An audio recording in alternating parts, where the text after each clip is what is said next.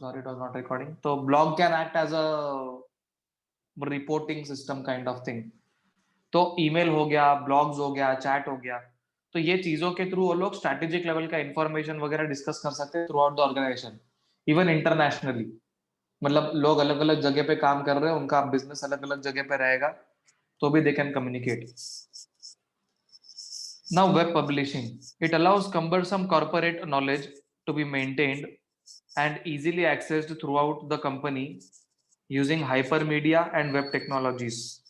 अच्छा, basically cumbersome corporate knowledge आने, जो भी कॉर्पोरेट का सिक्योर्ड नॉलेज है, सिक्योर्ड इंफॉर्मेशन है, that information can be maintained और इजीली उसको यूज कर सकते हैं by using hypermedia and web technologies. Hypermedia and web technologies ये अपना क्लाउड स्टोरेज कैसा रहता है, ऑनलाइन स्टोरेज जैसा, जैसे आपके गूगल के फोटोज, अभी आप फोटोज क्लिक करते हो आपके फोन में तो गूगल पे जाके स्टोर हो जाता है, एक्सेट्रा एक्सेट्रा।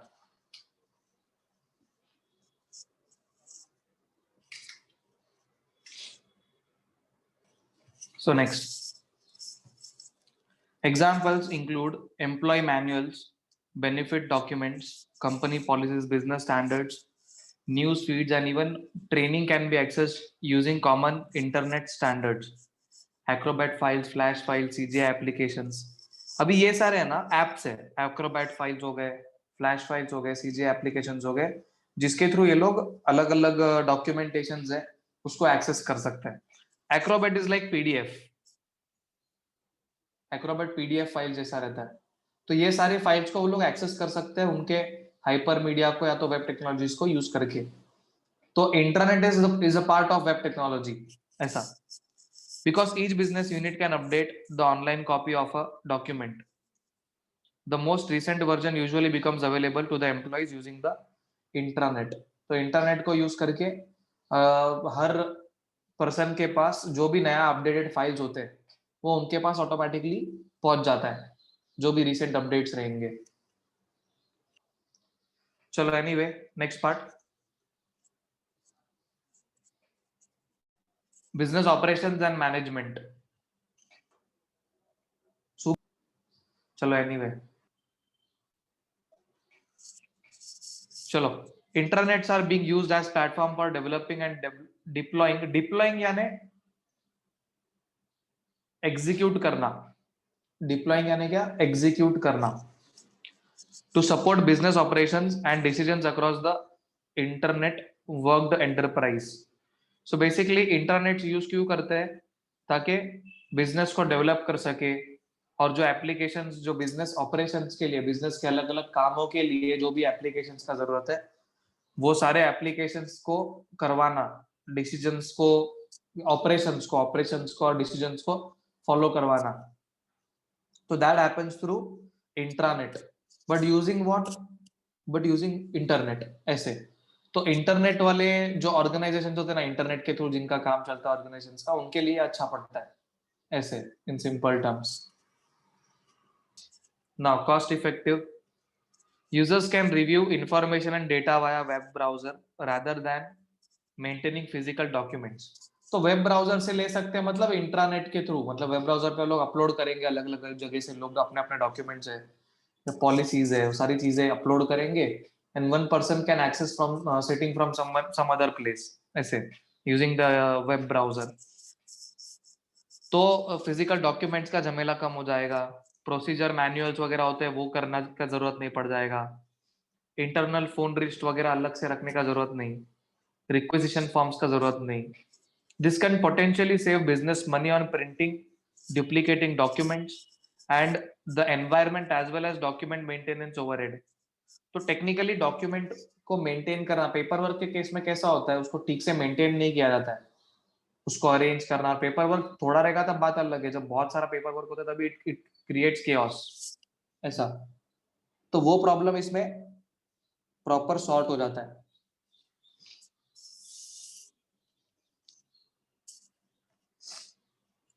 तो पैसा बचता है टेक्निकल, और एनवायरनमेंट के लिए भी अच्छा है।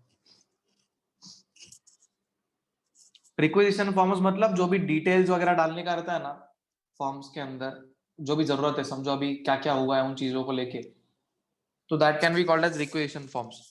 पर उसको अलग अलग कॉन्टेक्स्ट में अलग अलग, एचआर प्रोसेस कैसा होता है, फिजिकल प्रोसेस, लेकिन इंटरनेट के थ्रू अगर उसको यूज करेंगे तो प्रॉपर एक फिजिकल प्रोसेस का जरूरत नहीं है। आप अच्छा क्वालिटी का एम्प्लॉयमेंट लगा सकते हो, आपका कॉस्ट सेविंग होगा। आपका कॉस्ट सेविंग मतलब एक्चुअली कॉस्ट सेविंग डायरेक्टली नहीं होता, it is like time saving process. तो टाइम बचता है ना, तो ऑटोमेटिकली आपका टाइम इज मनी। आप 1 घंटा भी कहीं पे काम करते हो तो आपका 1 घंटे पैसा आता है। तो आपने कहीं पे 1 घंटा वेस्ट कर दिया, मतलब आपका 1 घंटे का पैसा चला गया। तो technically time saving is like cost saving.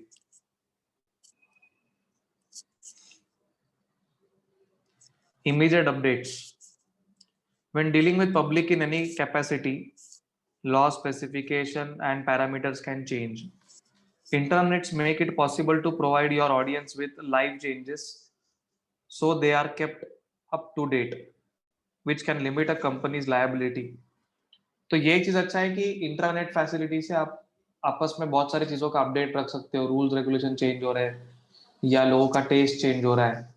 तो parameters is like different collective information. समझ में? पैरामीटर्स मतलब क्या? Different collective information. जैसे अभी पैरामीटर्स के अंदर क्या क्या हो सकता है मालूम है? टेस्ट हो गया, प्राइस हो गया, क्वालिटी हो गया, इवन क्वांटिटी हो गया। तो ये अलग अलग चीजें मिला के टोटल पैरामीटर्स बनते हैं। It is like filters, different kind of filters. तो ये सब चेंज होते रहता है। तो इंट्रानेट से क्या होता है, एटलीस्ट कंपनी के अंदर वो लोग आपस में कम्युनिकेशन करते वक्त ये डिटेल्स शेयर कर सकते हैं, और उस पे बेस्ड वो लोग अपना कंपनी के अंदर बदलाव लाके they can start earning profits accordingly.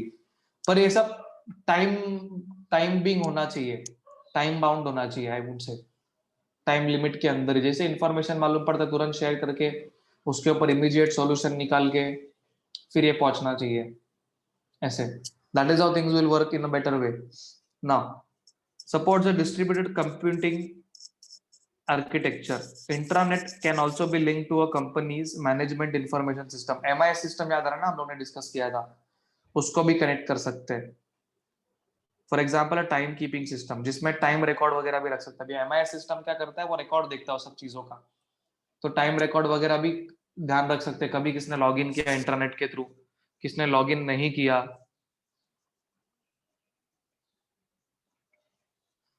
Understood? चलो, let's move. Purpose of intranet. The purpose of intranet is for internal communication.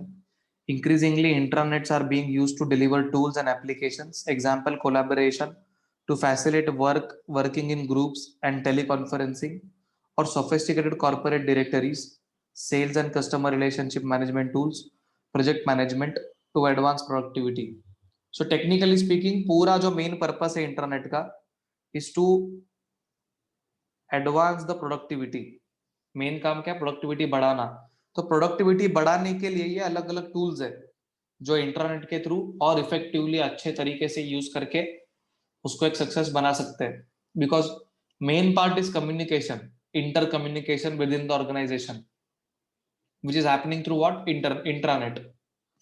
Intranet is also being used as a corporate culture change platforms. For example, large number of employees discussing key issues in an internet forum application could lead to new ideas in management, productivity, quality and other corporate issues. तो ये एक अच्छा चीज है जहाँ पे internet को use करके लोग अपना कल्चर चेंज कर रहे हैं। पहले के जैसा काम का कल्चर नहीं है, इतना टाइम काम करो, जो साहब साहब बोलेंगे उतना ही काम करो, इस तरह से ही करो। तो people can start sharing their ideas if they are legitimate. उसमें से कुछ आइडियाज अच्छे भी निकल सकते हैं which can be game changers for the company और द ऑर्गेनाइजेशन। तो इंटरनेट के थ्रू ये सारी चीजें भी पॉसिबल है। तो जिसमें क्या है, बहुत टाइम और पैसा डालना नहीं पड़ता है कि मीटिंग बुलाओ अलग से और फिर मीटिंग में लोग डिस्कशन करते बैठेंगे, बहुत लंबा डिस्कशन जाएगा। अभी मीटिंग का टेक्निकलिटी कैसा होता है, मीटिंग में अगर कुछ फ्रूटफुल नहीं आता है, 2 घंटा 3 घंटा मीटिंग किया और इतने सारे लोगों का टाइम 2 2 घंटा 3 3 घंटा के हिसाब से अगर आप कैलकुलेट करते हो, समझो 30 40 लोग को मीटिंग में बुलाए, तो इंटू 3 आवर्स आप गिन लो, 120 आवर्स का वर्क फोर्स का काम कम हो गया ऐसे। तो उतना टाइम के अंदर अगर वो कुछ फ्रूटफुल नहीं निकला ठीक से, तो इट ऑल गेट्स वेस्टेड। तो उसके कंपैरिजन में internet is more cost effective we can say, और मोर यू नो एसोसिएटिव। कुछ लोग शर्माएंगे उस पे बोलने के लिए, कहाँ पे बोलने के लिए, मीटिंग्स में बोलने के लिए, शायद कुछ पॉइंट्स को बोलने के लिए कंफर्टेबल ना हो। पर यहाँ पे it is like group discussions kind of thing, तो जहाँ पे मैनेजमेंट भी देखता है कुछ चीजों को और सीखता है, समझता है, और उसके हिसाब से कुछ चीजों को चेंजेस कर सकते हैं। It is a good thing to do. When part of an intranet is made accessible to customers and others outside the business, that becomes a part of an intranet. तो इंट्रानेट का part जब किसी customers को भी जाता है और business के आउटसाइडर्स को भी जाता है, तो वो लोग भी क्या बन जाते हैं उस इंट्रानेट के part. Business can send private messages through public network using special encryption, decryption, and other security safeguards to connect one part of their intranet to another. So basically, business private message भेज सकता है public network के through encryption और decryption process के मतलब public network मतलब it is like internet.